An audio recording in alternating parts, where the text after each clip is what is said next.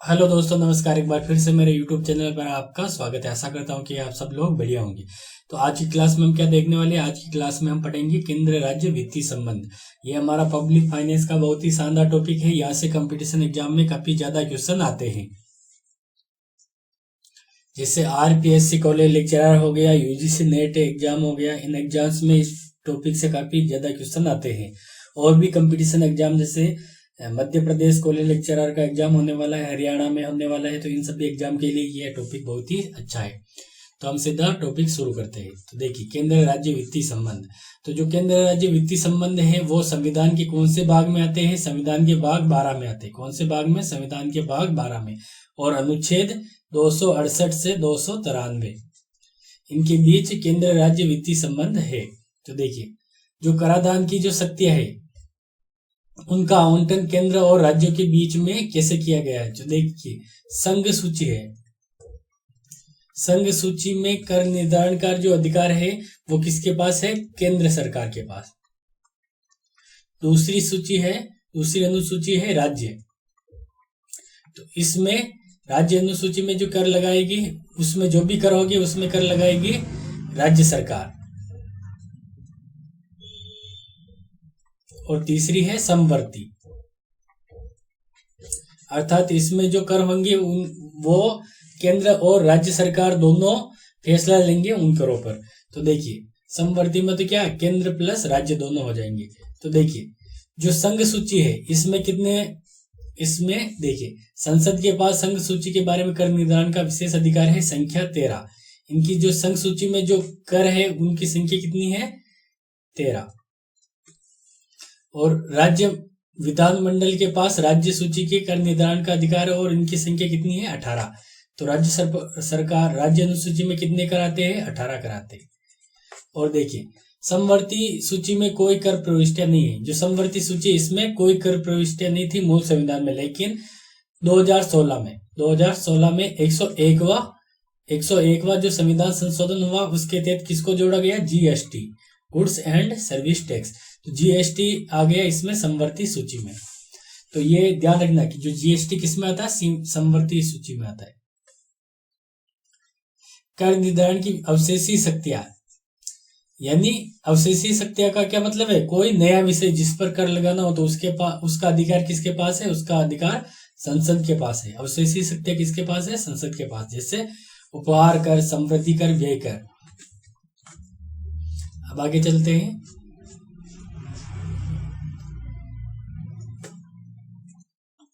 अब देखिए, जो केंद्र और राज्य अनुसूची में जो भी कर थे उनमें उनका जो वितरण है, उनसे जो भी राजस्व एकत्रित होता है उसका वितरण कैसे होता है, तो वो देखते हैं। तो देखिए, राज्य अनुसूची में जो भी कर थे, यानी राज्य सूची में जो भी कर थे उन करों पर जो पूरा अधिकार था वो किसका होता है? राज्य सरकार का होता है। राज्य अनुसूची के सभी करों पर केवल राज्य सरकार का अधिकार होता है। इसमें से केंद्र को कुछ भी नहीं मिलता, केंद्र को कुछ भी नहीं मिलता। देखिए, राज्य अनुसूची में राज्य कर लगाते हैं और एकत्रित भी करते हैं, और राज्य उपभोग करते हैं, ये वितरित नहीं किए जाते। यानी राज्य जो अनुसूची है उसके जो कर है वो वितरित नहीं किए जाते। ये इंपॉर्टेंट पॉइंट है। राज्य स्वयं अपने पास रखते हैं, जबकि जो संघीय अनुसूची यानी जो केंद्र सरकार के जो कर है संघ सरकार लगाती है, और जो केंद्रीय अनुसूची के जो कर है उनमें से कुछ केंद्र सरकार एकत्रित करती है। सारे कर लगाती तो कौन है? केंद्र सरकार। लेकिन उनमें से एकत्रित कुछ केंद्र सरकार करती है, कुछ राज्य सरकार करती है, कुछ करों को दोनों मिलकर एकत्रित करती है। और उपभोग के लिए देखिए, उपभोग कुछ कर केंद्र सरकार के पास होते हैं, कुछ करों की जो राशि होती है, कुछ करों की राशि राज्य सरकार के पास, और कुछ कर दोनों के बीच वितरित होते हैं। तो यानी जो राज्य है, राज्य सरकार के जो कर है उनको वितरित नहीं किया जाता, जबकि केंद्र सरकार के करों को वितरित किया जाता है केंद्र और राज्य के बीच। अब आगे देखते हैं 80वें संविधान संशोधन 2000 तथा 101वां संविधान संशोधन 2016 केंद्र राज्य वित्तीय संबंध के बीच केंद्र राज्य के बीच कर राजस्व बंटवारे की योजना पर एक व्यापक परिवर्तन हुए। ये दो संविधान संशोधन, एक तो क्या है 80वां संविधान संशोधन और 101वां संविधान संशोधन। तो ये हुआ 2000 में और ये हुआ 2016 में। तो इन दोनों संशोधनों में केंद्र राज्य के बीच जो राजस्व का बंटवारा हुआ होता है उसमें काफी परिवर्तन हुए। 101वां जो संविधान संशोधन है उसके तहत क्या है, जीएसटी को लाया गया, जो कि केंद्र व राज्य दोनों को कानून बनाने की शक्तियां देता है। जीएसटी से अनेक अप्रत्यक्ष कर निष्प्रभावी हो गए और कर प्रणाली सरल हो गई। अब आगे देखते हैं।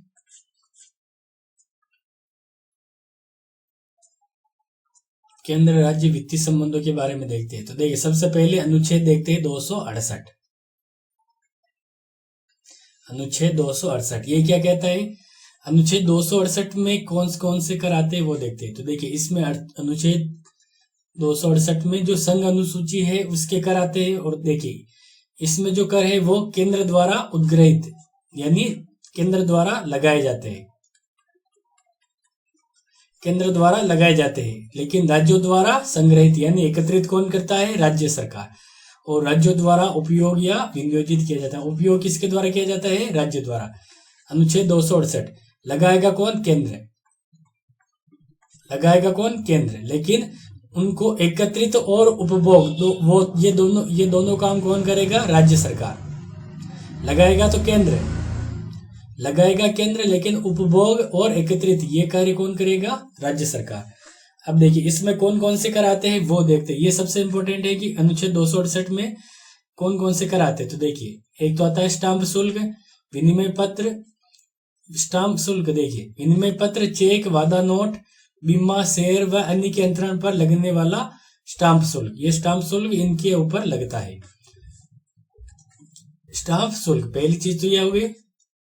दूसरी होगी औषधियों और प्रसाधन उत्पादों पर लिया जाने वाला उत्पाद शुल्क। ये दो चीजें, एक तो क्या है स्टाम्प शुल्क, स्टाम्प शुल्क, और दूसरा है औषधियों और प्रसाधन उत्पादों पर लिया जाने वाला उत्पाद शुल्क। ये दोनों अनुच्छेद 268 के तहत आते हैं, जिसमें की कर लगाएगा कौन? केंद्र। लगाएगा केंद्र। एकत्रित कौन करेगा? राज्य। उपयोग कौन करेगा? राज्य। अब देखिए अनुच्छेद 268 का केंद्र द्वारा लगाए जाते हैं, लेकिन एकत्रित कौन करता है? केंद्र व राज्यों द्वारा एकत्रित किया जाता है। एकत्रित कौन करता है? केंद्र व राज्य। देखिए लगाएगा कौन? केंद्र।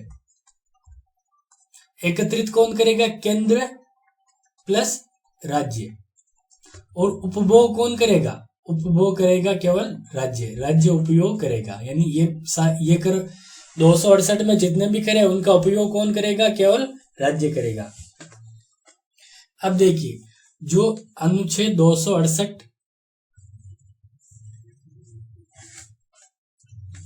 अब देखिए ये जो अनुच्छेद 268 का 268 का ये जो अनुच्छेद है, ये जब 101वां संविधान संशोधन हुआ 2016 में, 101वां संविधान संशोधन कब हुआ? 2016 में, जब क्या लाया गया? जीएसटी। तो उस समय ये जो कर है ये क्या है? ये समाप्त हो गई। ये जो अनुच्छेद है 268 का ये क्या है? ये समाप्त हो गया। कब हुआ? 2016 में, जब 101वां संविधान संशोधन लाया गया।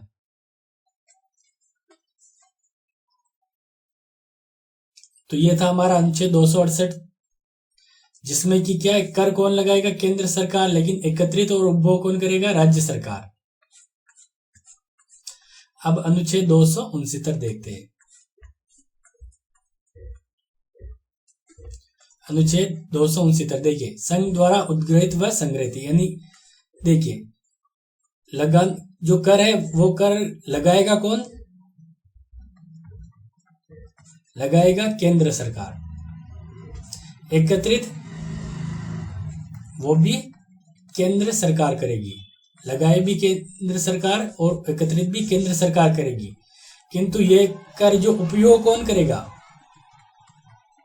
उपयोग राज्य सरकार करेगी।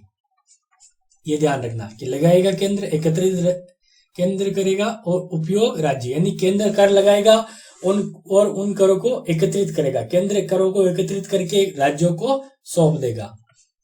तो इन करों का उपयोग कौन करेगा? राज्य सरकार, संघ द्वारा उद्ग्रहित व संग्रहित और राज्यों को सौंपे जाने वाले कर, यानी राज्यों को सौंप दिया जाता है तो राज्य इसका उपयोग करेंगे। इसमें कौन कौन से कर आते हैं? इसमें अंतरराज्य व्यापार, अंतरराज्य व्यापार या वाणिज्य में वस्तुओं के क्रय विक्रय से संबंधित कर समाचार पत्र को छोड़कर, यानी अंतरराज्य व्यापार यानी एक राज्य से दूसरे राज्य में जो भी वस्तुओं का क्रय विक्रय होता है उससे संबंधित कर इसमें आते हैं। सामान के अंतरराज्यीय व्यापार वाणिज्य के पारेषण से संबंधित कर, यानी अंतरराज्यीय व्यापार यानी एक राज्य ये है और दूसरे राज्य ये, तो एक राज्य से वस्तुओं का व्यापार दूसरे राज्य में होता है तो इस समय जो भी कर लगाए जाते हैं उनका जो उपयोग कौन करेगा? राज्य सरकार। और देखिए ये जो कर प्राप्तियां है अनुच्छेद 269 में, ये भारत की समेकित निधि का भाग नहीं है, ये भारत की समेकित निधि का भाग नहीं है, ये ध्यान रखना है। तो ये था हमारा अनुच्छेद 269। अब देखिए एक था हमारा 268 और एक है 269। हमने 268 का भी देखा, तो देखिए इसमें लगाएगा कौन?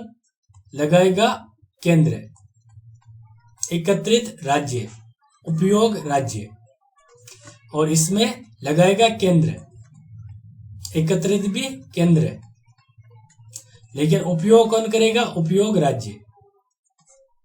और अनुच्छेद 268 का ये 2016 में 101वां जो संविधान संशोधन हुआ जिसके तहत जीएसटी को लाया गया, उस समय ये समाप्त हो गया। अब चलते हैं आगे। अनुच्छेद 269A देखिए इसमें क्या? अंतरराज्य व्यापार एवं वाणिज्य के दौरान जीएसटी की उगाही और संग्रहण, यानी ये एक राज्य और ये दूसरा राज्य, यानी एक राज्य से दूसरे राज्य में जब वस्तुएं बेची जाती है तो उस पर जो जीएसटी लगता है उस जीएसटी को क्या कहते हैं? आईजीएसटी। तो आईजीएसटी कौन से अनुच्छेद में आता है? 269A में। 269A में आईजीएसटी आता है। तो अंतरराज्य और व्यापार एवं वाणिज्य के दौरान जीएसटी की उगाही और संग्रहण, ये अनुच्छेद 269A में आता है। 101वां संविधान संशोधन 2016 के द्वारा संविधान में जोड़ा गया। अंतरराज्यीय व्यापार पर जीएसटी की उगाही और संग्रहण केंद्र द्वारा किए जाते हैं। तो देखिए देखिए अनुच्छेद 269 इसमें क्या आता है? आईजीएसटी, जो कि किस पर लगता है? अंतरराज्यीय व्यापार।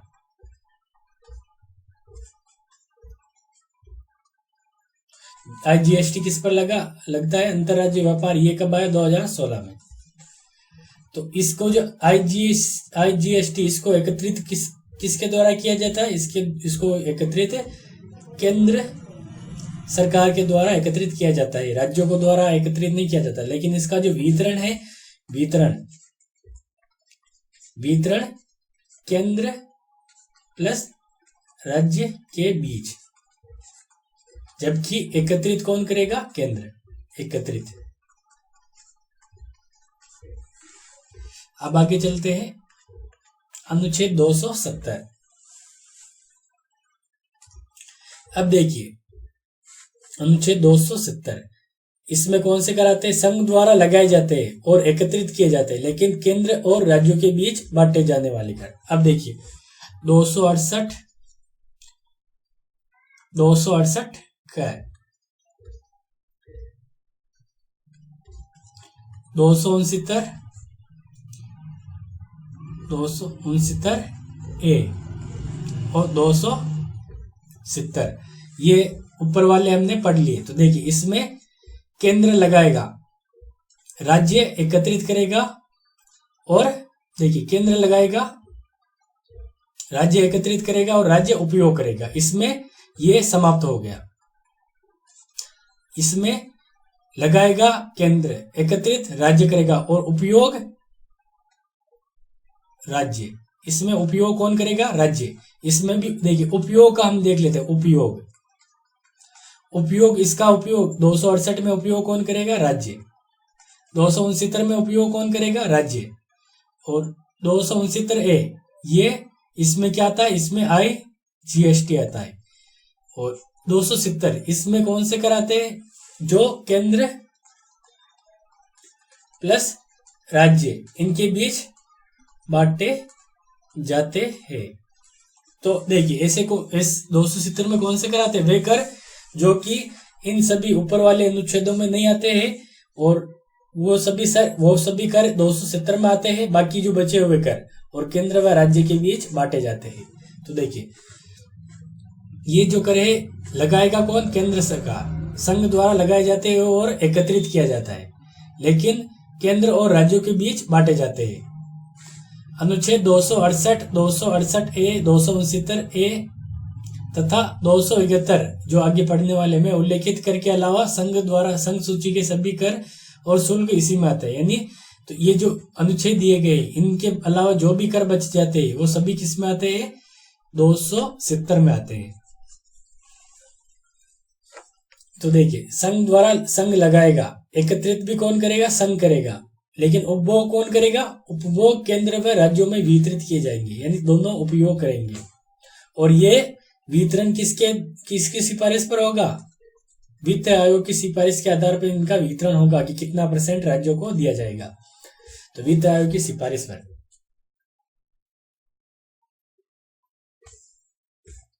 अब आगे चलते हैं।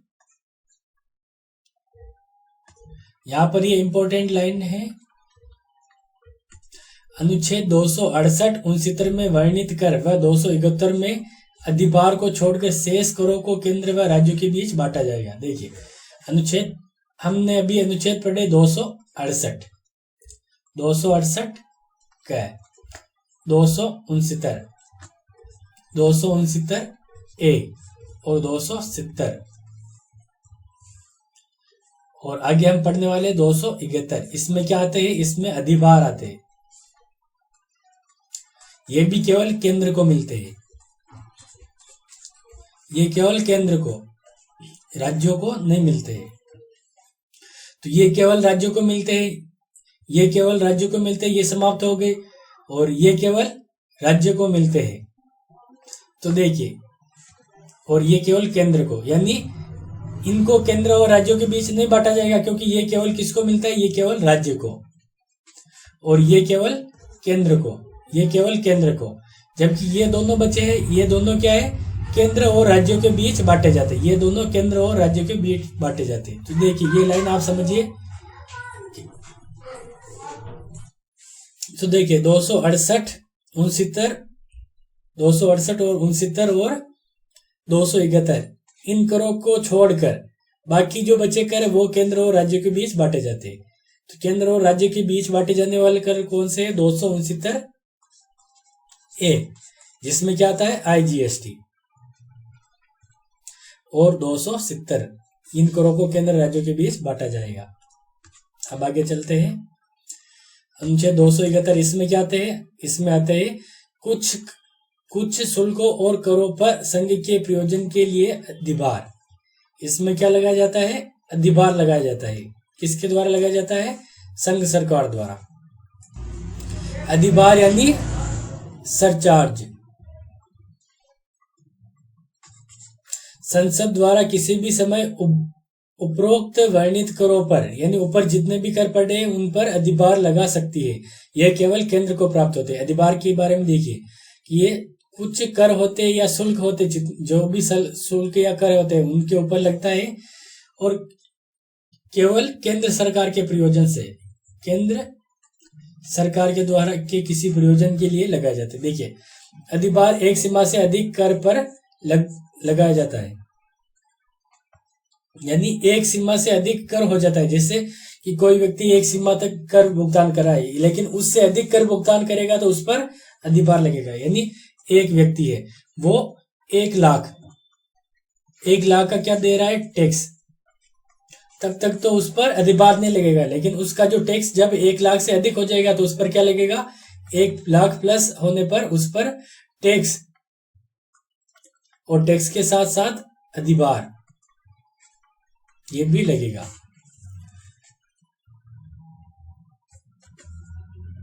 तो ये केवल संघ सरकार के प्रयोजन के लिए लगाया जाता है। अब देखिए, एक होता है सेस।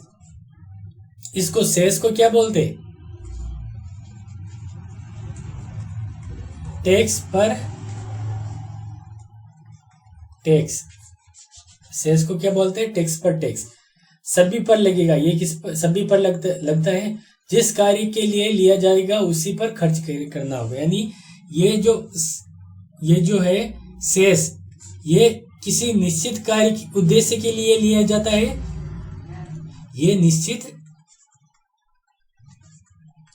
उद्देश्य के लिए लिया जाता है, तो उसी उद्देश्य पर इसको खर्च किया जाता है, सेस को।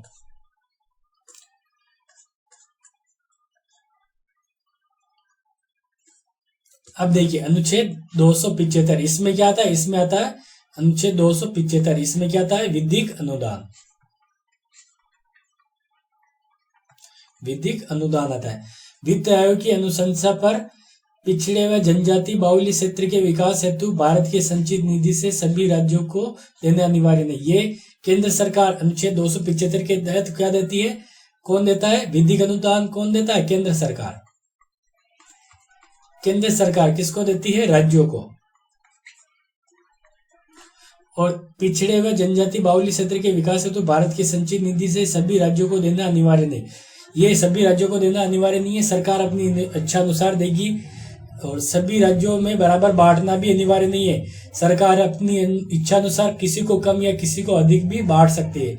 आवश्यकता पड़ने पर दिया जाता है, देना अनिवार्य नहीं है। और दूसरा है विवेकाधीन अनुदान। यह है विधिक अनुदान, यह है विवेकाधीन अनुदान। यह आता है अनुच्छेद 282 में 282। केंद्र व राज्य दोनों को अधिकार, यानी जो विधिक अनुदान ये कौन देगा? ये केंद्र सरकार। जबकि विवेकाधीन अनुदान केंद्र के साथ राज्य सरकार भी विवेकाधीन अनुदान दे सकती है। ये केंद्र राज्य दोनों किसी प्रयोजन के लिए अनुदान आवंटित कर सकते हैं। इसके लिए भी केंद्र सरकार बाध्य नहीं है, यानी इन दोनों के लिए बाध्य नहीं है। लेकिन ये जो है ये किसके लिए दिया जाता है? ये मुख्य रूप से पिछड़े व जनजाति बाहुल्य क्षेत्रों के लिए विधिक अनुदान दिया जाता है। अब देखिए, अभी हमने जितने भी देखे वो थे कर राजस्व। हम गैर कर राजस्व देखते हैं। तो देखिए, केंद्र सरकार के पास कौन कौन से कर राजस्व आते हैं, राज्य के पास कौन कौन से गैर कर राजस्व आते हैं। तो देखिए, डाक एवं तार, इनसे जो भी आय होती है, बैंकिंग सेवाओं से जो भी आय होती है, केंद्रीय सार्वजनिक उपक्रम यानी केंद्र सरकार के जो भी उपक्रम है, रेलवे, सिक्का व मुद्रा, प्रसारण, इन सभी से जो भी आय होती है वो केंद्र सरकार को प्राप्त होती है। यानी ये जो सभी आय है ये गैर कर राजस्व है। और राज्य के पास गैर कर राजस्व के स्रोत क्या? सिंचाई, राज्यों के सार्वजनिक उपक्रम, वन और मत्स्य पालन, ये राज्य सरकार की आय के स्रोत है। अब देखिए अनुच्छेद 279 279 ए। ये जो अनुच्छेद है ये राष्ट्रपति को एक आदेश द्वारा जीएसटी काउंसिल, ये किसके बारे में? जीएसटी काउंसिल गठित करने के लिए अधिकृत करता है। ये केंद्र और राज्यों का एक संयुक्त फोरम है। जो जीएसटी काउंसिल है ये केंद्र राज्य दोनों का संयुक्त फोरम है। अनुच्छेद 280 अर्ध न्यायिक निकाय के रूप में वित्त आयोग की व्यवस्था करता है। तो देखिए, अनुच्छेद 279 ए ये तो किसके बारे में? जीएसटी काउंसिल के बारे में। और जो 280 है वो किसके बारे में? वित्त आयोग के बारे में। किसके बारे में है? वित्त आयोग। इसके बारे में है कि हर 5 वर्ष में जीएसटी आयोग का गठन होगा। अब देखिए, राज्यों पर कर लगाने से संबंधित कुछ पाबंदियां, यानी कि राज्य जो भी कर लगाते हैं तो उन पर कुछ पाबंदियां होती है। तो राज्यों पर क्या पाबंदियां होती है वो देखते हैं। अनुच्छेद 276 इसको देखते हैं। तो इसमें देखिए, इसमें राज्य विधानमंडल व्यवसाय, व्यापार, रोजगार पर कर लगा सकता है। ठीक है। लेकिन एक व्यक्ति पर इसका जो भार है वो 2500 रुपए से अधिक नहीं होना चाहिए वार्षिक रूप से। एक व्यक्ति अधिकतम कितने रुपए, 2500 रुपए का कर भुगतान करेगा, इससे अधिक उस पर कर नहीं लगाए जा सकते। दूसरा अनुच्छेद है 286।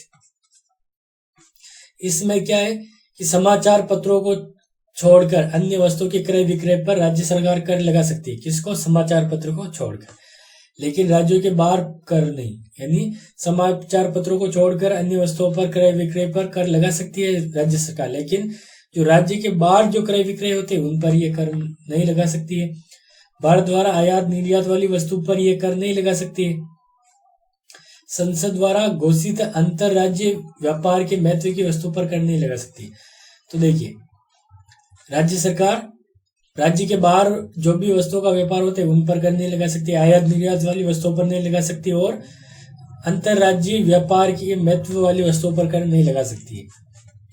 अनुच्छेद 287, बिजली की बिक्री व उपभोग, बिजली की बिक्री व उपभोग पर राज्य सरकार कर लगा सकती है, लेकिन केंद्र द्वारा उपभोग की जाने वाली बिजली पर नहीं, और रेलवे की रखरखाव में उपयोग की जाने वाली बिजली पर राज्य सरकार कर नहीं लगा सकती है। एक तो केंद्र के उपयोग और एक रेलवे के उपयोग वाली बिजली पर राज्य सरकार कर नहीं लगा सकती है। अनुच्छेद 288, राज्य विधानमंडल संसद द्वारा स्थापित नदी घाटी परियोजनाओं के लिए गठित प्राधिकरण पर टैक्स राष्ट्रपति की अनुमति के बाद ही लगा सकता है। तो राज्य, देखिए,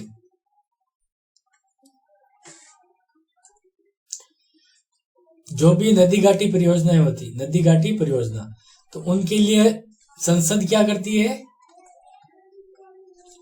एक प्राधिकरण बनाती है संसद नदी घाटी परियोजनाओं के लिए, जो कि उनका रखरखाव, उनके निर्माण संबंधित कार्य करेगा। तो इन पर राज्य कर नहीं लगा सकता।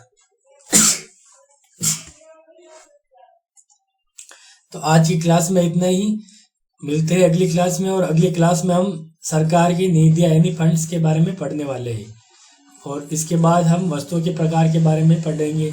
तो आज की क्लास में इतना ही, और चैनल को आपने अभी तक सब्सक्राइब नहीं किया है तो सब्सक्राइब कर लीजिए, और अपने दोस्तों को भी वीडियो को शेयर कीजिए। धन्यवाद।